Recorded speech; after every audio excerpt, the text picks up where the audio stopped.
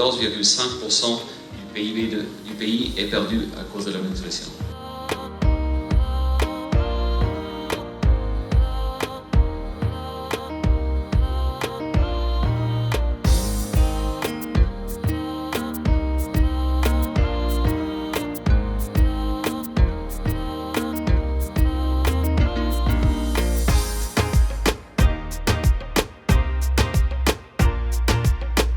La mauvaise nutrition a un impact profondément négatif, empêchant les individus et tout particulièrement les enfants d'atteindre leur plein potentiel et donc le potentiel de développement durable de tout pays qui en souffre.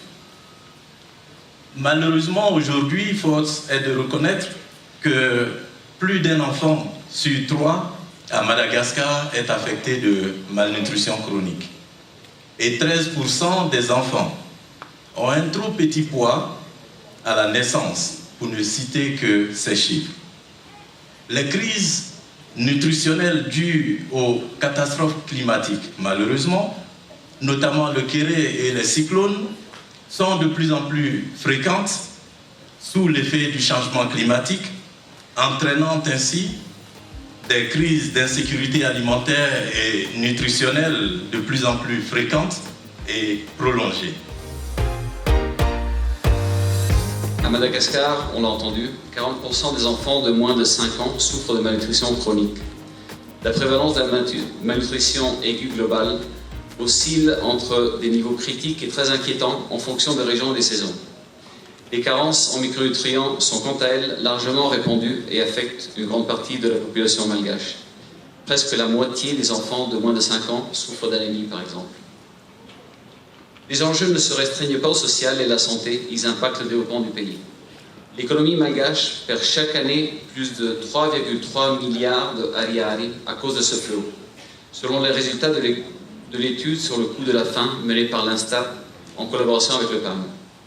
Madagascar perd ainsi l'équivalent de 14,5% de son PIB à cause de la malnutrition.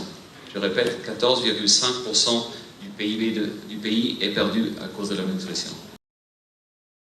On sait qu'aujourd'hui, malheureusement, à Madagascar, le capital humain n'est que de 39%, l'indice de capital humain n'est que de 39%, ce qui signifie qu'un enfant né aujourd'hui n'atteindra que 39% de son potentiel possible pour contribuer au développement, à son propre développement, mais aussi au développement de l'ensemble du pays.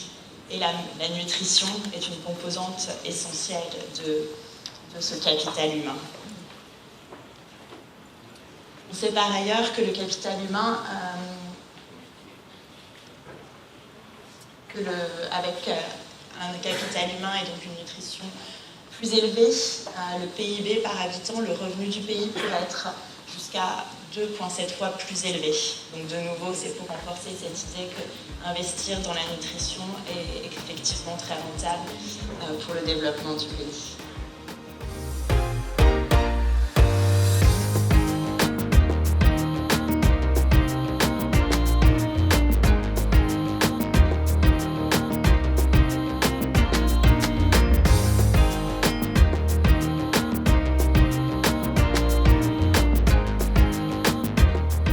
La lutte contre la faim et la malnutrition est au cœur de l'atteinte de tous les objectifs de développement durable.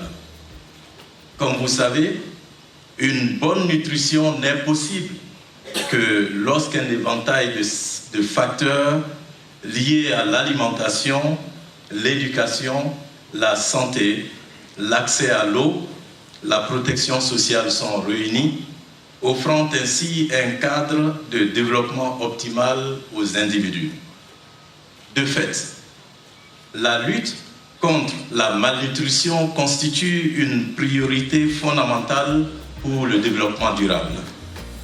Une bonne nutrition contribue au développement du capital humain et améliore la productivité et la croissance économique. Améliorer la nutrition, c'est sauver des vies.